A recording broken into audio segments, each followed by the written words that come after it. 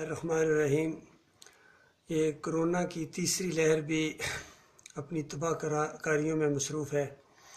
اور ہر طرف سے احتیاطی تدابیر اختیار کرنے کے لیے کہا جا رہا ہے اور حکومت کی طرف سے دباؤ بھی ڈالا جا رہا ہے، سختی بھی کی جا رہی ہے اور اللہ سے دعائیں بھی مانگی جا رہی ہیں۔ لیکن افسوس ہے کہ جو سب سے بڑا ذریعہ ہے، جو وجہ ہے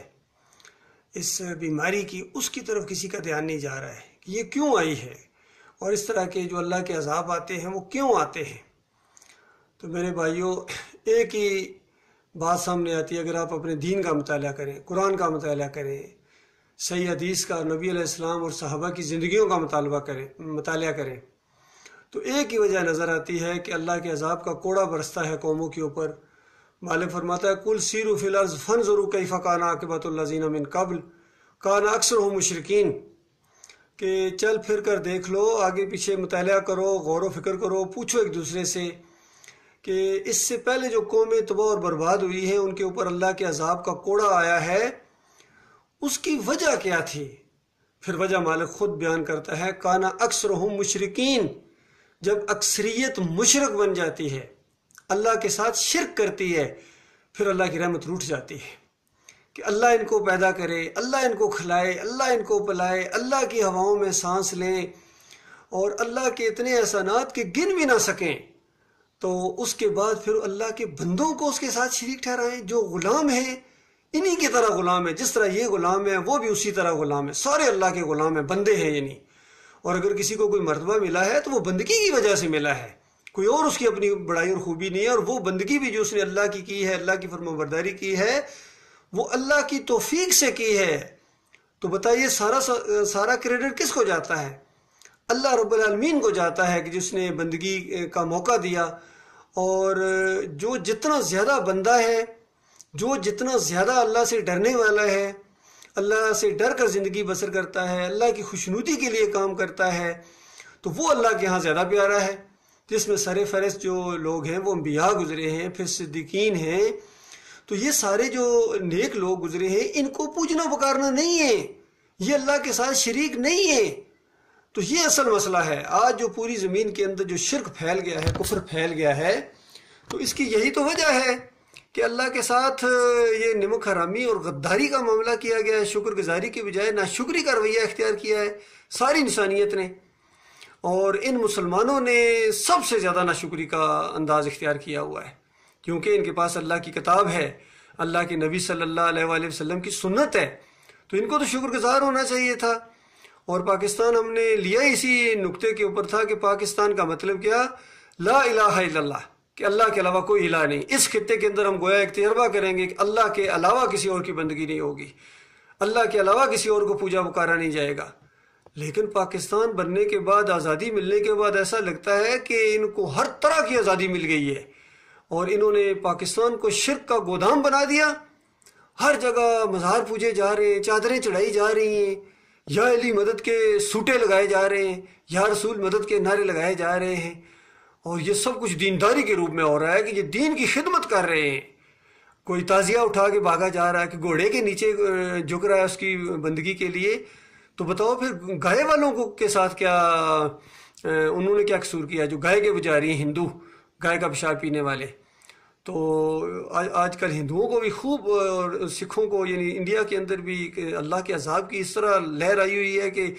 وہ بھی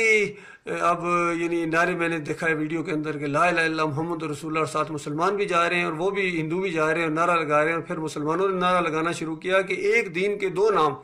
ایک اسلام اور ایک ان کے مذہب کا نام لے رہا ہے کہ ان کی بھی خوشامد کی جا رہی ہے۔ تو ایسا نہیں ہے کہ کسی دین کو اسلام کے ساتھ ملا دو گے، یا کوئی کافر اور مشرک اسلام کے ساتھ ملنے کی کوشش کریں گے اپنے دین کو قائم رکھتے ہوئے تو اسلام بھی خوش ہو جائے گا۔ ایسا نہیں ہے، اللہ کے نزدیک صرف دین اسلام ہے، باقی سارے باطل دین ہیں۔ یاد رکھیے ایک اللہ کا دین ہے جو تمام انبیاء کا دین ہے، آخری نبی محمد صلی اللہ علیہ وآلہ وسلم نے جس کو اپنایا اور جس کی تبلیغ کی، اور صحابہ کرام اسی دین کے اوپر چلنے والے۔ اور آج بھی میرے بھائیوں اور حکومت کے لوگوں میں آپ کو بتا رہا ہوں، اگر صحیح معنوں میں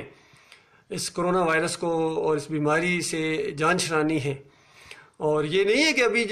اگر آپ جس طرح کر رہے ہیں، اگر کرونا ختم ہو جائے گا تو کیا اس کے بعد کچھ اور ساری مصیبتیں ختم ہو جائیں، اس سے بڑی آئیں گی، کرونا کو بھول جاؤ گے۔ لیکن اگر صحیح معنوں میں ان مصیبتوں سے جان چھڑانی ہے تو سب سے پہلے شرک کا کلا کما کرو، ان مزاروں کو گراؤ، سب سے پہلے آغاز کرو علی حجویری کے مزار سے، یہ جو باٹی میں ہے اس کو گراؤ، پھر امام بری کے مزار کو گراؤ، سیون والے کو گراؤ، اور بڑی اچھا خاصا آپ کو مال یہاں سے ملے گا، یہاں سونے کے دروازے لگے ہوئے ہیں، اندازہ لگائیے، اور کتنے مسائل آپ کے حل ہو جائیں گے، کتنے یہ مشرک ہیں ادھر ادھر شرک کے لیے سفر کرتے ہیں، کتنی ٹرانسپورٹ کے مسئلے حل ہو جائیں گے، فحاشی کے مسئلے حل ہو جائیں گے، بدکاریوں کے مسئلے حل ہو جائیں گے، اور یہ جو جاسوس آتے ہیں غیر ملکی وہ بھی ادھر آ کے، ایجنسیوں کے لوگ ادھر آ کے سوٹے لگاتے ہیں اور ان کو کوئی پکڑ ہی نہیں سکتا، وہاں پلوں کے نیچے لیٹے ہوتے ہیں، سب کچھ وہ اپنی رپورٹیں دے رہے ہوتے ہیں۔ تو یہ مسئلہ ہے، سب سے پہلے اس گٹروں کو، یہ جو شرک کے گٹر ہیں ان کو بند کرو، پھر توبہ کرو۔ ماسک بعد میں، ٹھیک ہے ماسک بھی احتیاطی تدبیر ہے، لیکن سب سے پہلے اس شرک کا کلا کما کیا جائے، یہ یا علی مدد کے نعروں کا خاتمہ کیا جائے، یا رسول مدد پکاروں کا خاتمہ کیا جائے، 11ویں کا نام و نشان نہ ہو، اور ان سارے مندروں اور مزاروں کو یہ گراؤنڈ کرو، انہوں نے اللہ کی رحمت کو روکا ہوا ہے، یہ ہے شرک ہے، اس وجہ سے تمہارے اوپر اللہ کے عذاب آتے ہیں، ظالم سے ظالم حکمران تمہارے اوپر مسلط کیے جاتے ہیں جو ترس نہیں کھاتے ہیں تمہارے اوپر،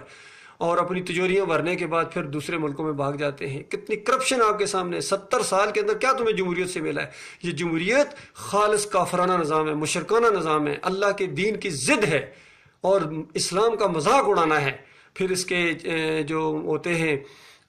پرائم منسٹر، وہ جا کے مزاروں کے اوپر جا کے سجدے کرتے ہیں، رکوع کرتے ہیں وہاں، اور ان کے علماء سجدے ثابت کرتے ہیں، ان کے علماء، ان کے مفسرین سجدے ثابت کرتے ہیں، بے ایمان قرآن سے ثابت کرنے کی کوشش کرتے ہیں، اور پھر ان کے جو حکمران اور لیڈر ہوتے ہیں جا کے سجدے کرتے ہیں، اور جب کوئی ٹوکے تو کہتے ہیں یہ وہ والا سجدہ نہیں ہے، یہ تو عقیدت ہے، یہ تو محبت ہے، جو لا الہ الا اللہ محمد رسول اللہ پڑھتا ہے وہ کیسے شرک کرتا ہے؟ بھائی شرک نہیں کر سکتا وہ تو تم کرتے ہو، کیوں کرتے ہو؟ اس کا مطلب ہے لا الہ الا اللہ محمد رسول اللہ کو نہیں سمجھے ہو۔ لا الہ الا اللہ، اللہ کے علاوہ کوئی الہ نہیں ہے، اللہ کے علاوہ کوئی پکار کے لائق نہیں ہے، لہٰذا یا علی مدد کو بند کرو، یا رسول مدد کو بند کرو، اللہ کے علاوہ کوئی نظر و نیاز کے لائق نہیں ہے، لہٰذا 11ویں 12ویں اور یہ کنڈے ان کا خاتمہ کرو، توبہ کرو، یہی شرک ہے، یہی لا الہ الا اللہ کا انکار ہے۔ اللہ کے علاوہ کوئی رکوع اور سجود کے لائق نہیں ہے، تو پھر کیوں یہ سجدے ثابت کرتے ہو؟ کبھی یہ سجدے ثابت کرتے ہیں یوسف علیہ السلام کو پورے خاندان نے سجدہ کیا تھا، اچھا انبیاء سجدے کرانے اور کرانے کے لیے آئے تھے؟ اتنی سادہ سی بات بھی آپ کو وہاں سمجھ میں نہیں آئی ہے؟ وہاں تو پورا خاندان اللہ کے سامنے سجدہ شکر کے طور پر گر گیا تھا، وہ اللہ کو سجدہ ہوا تھا۔ اسی طرح پکار نبی علیہ السلام نے کہا کہ جب بھی پکارو اللہ کے پکارو، ہانڈی کا نمک ختم ہو جائے اللہ کو پکارو، جوتے کا تسمہ ٹوٹ جائے اللہ کو پکارو، اور فرمایا جب بھی میں پکارتا ہوں اللہ کو پکارتا ہوں، اور اللہ کی کتاب کی گواہ ہے اس کے اندر، قل انما ادعو ربی ولا اشرک بہ احدا، کہو میں اپنے رب کو پکارتا ہوں مشکل مصیبت میں اس کے ساتھ کسی کو شریک نہیں ٹھہراتا ہوں۔ مشرکو تم ابراہیم علیہ السلام کو پکارتے ہو، تم لات منات حبل کو پکارتے ہو، اور آج کے مشرکو تم یا علی مدد پکارتے ہو، یا رسول مدد پکارتے ہو، یا غوث مدد پکارتے ہو۔ میں نہیں پکارتا ہوں، میں اپنے رب کو پکارتا ہوں۔ تو میرے بھائیو، اللہ اپنے رب کو پکارو، اپنے رب کی نظر و نیاز کرو، اپنے رب کے سامنے رکوع و سجود کرو۔ جس طرح کہا گیا تھا سورج چاند ستاروں کو مت سجدے کرو بلکہ اس کو سجدہ کرو جس نے ان کو پیدا کیا ہے۔ اسی طرح نبیوں ولیوں کو مت سجدے ثابت کرو، مت ان کو پکارو، مت ان کی نظر و نیاز کرو، بلکہ اس کی کرو جس نے ان کو پیدا کیا ہے۔ یہ مسئلہ ہے اللہ کے بندوں، اگر سمجھ میں آ جائے گی تو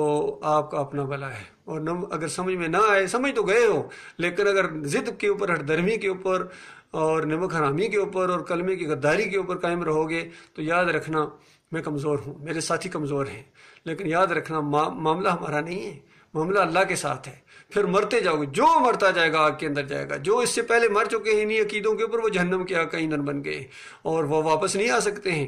اور اب تمہاری باری ایک کے بعد جو بھی مرتا جائے گا جہنم کی آگ کے اندر جائے گا۔ اللہ تعالیٰ اس خوفناک انجام سے آپ کو بچائے اور مسلمانوں کو صحیح معنوں میں مسلمان بنائے، پاکستان کو صحیح معنوں میں پاکستان، پاک سرزمین بنائے اللہ تعالیٰ۔ جب شرک اور کفر کا خاتمہ ہوگا تب یہ پاکستان بنے گا، اور انشاءاللہ اس کے بعد یہ بات بڑھتی جائے گی اور پوری زمین کو انشاءاللہ ہم پاکستان بنائیں گے، پوری زمین کے اوپر کوئی ایک شرک اور کفر نہیں ہوگا۔ اور ایک وقت آئے گا، اللہ کے نبی صلی اللہ علیہ وآلہ وسلم نے، آخری نبی نے یہ بشارت دی تھی، اس زمین کے اوپر ایک وقت ایسا آئے گا قیامت سے پہلے ایک کافر مشرک نہیں ہوگا، سارے کے سارے مومن ہوں گے، مسلمان ہوں گے، اللہ کو پکارنے والے، اللہ کے سامنے جھکنے والے، اللہ کو رکوع اور سجدے کرنے والے، اور نبی علیہ السلام کے سچے امتی ہوں گے۔ تو یہ وقت تو آنا ہے۔ اللہ تعالیٰ ہمیں ایسے ہی خوش نصیبوں کے اندر شامل فرمائے۔ اور یاد رکھیے روزے، یہ حج، زکوٰۃ، یہ نمازیں صرف مومنوں کے لیے، کسی اور کے اوپر نہیں ہیں۔ باقی جو روزے داروں صبح اٹھو یہ کرو وہ کرو، مولوی ان کو کہتے ہیں جب شرک کر رہے ہو تمہارے اوپر روزہ فرض ہی نہیں ہے تو اپنی طرف سے کیے جا رہے ہو۔ یہ جتنی عبادات ہیں یہ صرف مومنوں کے اوپر ہیں، کسی اور کے اوپر نہیں ہے۔